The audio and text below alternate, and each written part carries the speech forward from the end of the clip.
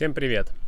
Вот буквально только что Layer Zero выкатила анонс, очень интересный, в котором, я думаю, стоит разобраться. Много интересных и новых моментов, нововведений. Так сказать, подкупает свои новизной предложения признаться в том, что вы Сибил. Не бесплатно, конечно, но предлагают 15% от аллокации, положенной вам. Разберемся, в связи с чем это вызвано, стоит ли вообще сознаваться в этом, чем это грозит. В этом видео, в общем, я хочу рассказать о возможных причинах, последствиях и о том, кто может быть помечен как Сибил. На данный момент крупные проекты имеют две основные проблемы. Первая проблема — это то, что как только мы получаем дроп, мы это ретро-хантеры, получаем дроп и перестаем пользоваться их сетями. Что как бы логично, зачем они нам? Но помимо нас в проекты вкладывают деньги инвесторы.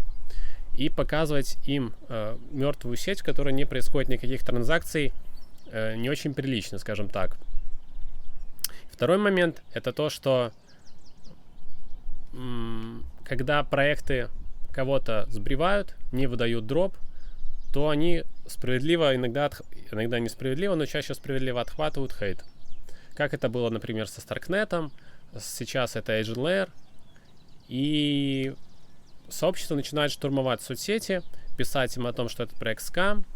И, в общем, все свои мысли через клавиатуру, через Discord и Twitter выливают, что плохо сказывается на бизнесе. Бизнес начинает суетиться и менять критерии. Как это было с Agent Layer. Как бы это создало прецедент.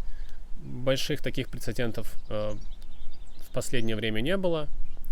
Вот это становится проблемой. О том, что репутация проекта имеет значение, особенно в соцсетях, когда выходит в тренды хэштег с названием твоего проекта и припиской скам. Это, согласитесь, для проекта не очень. Это сказывается на цене токена, на возможных партнерствах и прочем. Опять же, инвесторы тоже могут задавать вопросы, куда они вложили деньги. Так вот, что предлагает непосредственно Layer Zero? Они предлагают самостоятельно отчитаться в течение следующих 14 дней в обмен на 15% от запланированной аллокации. Вот. Хорошо, что еще не требует покаянное видео, да, сделать. И если пользователь Сибил не сообщит о себе к концу 14-дневного периода, это до 17 мая, они запустят программу самоуничтожения. Нет. Они перейдут к следующим двум этапам. Этап первый — это публикуют собственный список Сибил. Те, кто такой доска почета, тех, кто получил такую метку и не сообщил о себе, эти адреса, соответственно, не получают дроп. И второй этап — это самый интересный и кровожадный, на мой взгляд. Я назвал его «Сдай своего покупателя софта». Команда откроет баунти-программу, где пользователи смогут отправлять подробные отчеты, в общем, сдавать пачками адреса, что вот этот товарищ, он использовал вот эти адреса. То есть, по факту, писать доносы. И в результате это как бы не бесплатное занятие, оно поощряется всячески, а именно 10% от дропа, ни много ни мало, получит такой доносчик. Вот такие у нас реалии, как бы доносы плюс покаяние. Чтобы сдаться, они предлагают посетить сайт, подключить кошелек, подписать сообщение, чтобы подтвердить, что вы действительно дурак. Нет, чтобы вы подтвердить право собственности на адрес. И для больших фирм, они для удобства, чтобы все было удобно, сделают API-шку, если у вас большая ферма с адресами. И вот прежде чем обозначить критерии, какие, на мой взгляд, действительно будут учитываться, давайте озвучим критерии, которые озвучит сама команда. Первый критерий — это если вы являетесь единым целым с десятками, сотнями или тысячами адресов, участвующих в промышленном фермерстве. То есть речь о кластерах. Если вы сменили бесполезный NFT с единственной целью перемещения его по блокчейнам, если вы использовали популярные приложения для выращивания Сибил, такие как Merkle, L2 Pass, L2 Marathon и другие. Если вы переводили 1 цент туда и обратно по цепочкам, чтобы прикоснуться к блокчейну только.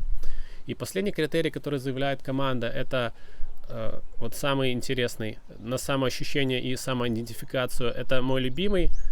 Если вы считаете себя Сибилой, то вы, скорее всего, Сибила.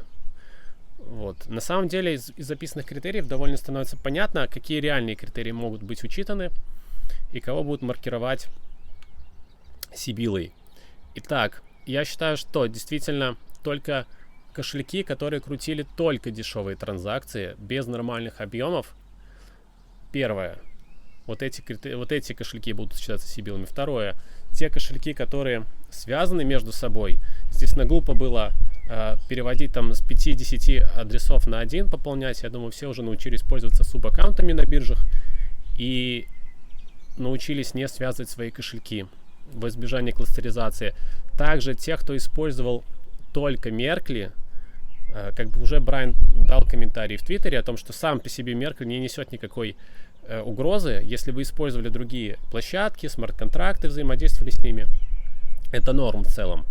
Вот только если Меркли и такие дешевые транзакции вы юзали, вот это как бы, да, будет маркироваться с большой вероятностью как сибилла. Об этом многие говорили, писали, как бы это было очевидно, но об этой очевидности и написали.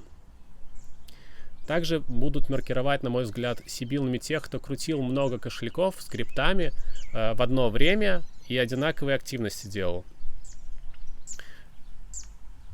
Всем остальным, в принципе, кто крутил объемы, взаимодействовал с разными смарт-контрактами в разное время, не связывал кошельки, я бы на месте этих адресов не переживал. Я думаю, они свой дроп получат. Также тем, кто не использовал массовые, публичные, бесплатные софты, где вы передавали свои адреса куда-то там на сервер разработчика софта или через его RPC-шку свои адреса как-то полили. Вот кто таким не баловался, я думаю, им тоже переживать не стоит. Свой заслуженный дроп, я думаю, кусок пирога вы получите. Скоро мы уже получим список адресов, которые будут помечены как сибиллы. Надеюсь, ваших адресов там не будет, и вы получите свой заслуженный дроп, чего и желаю. Всем пока!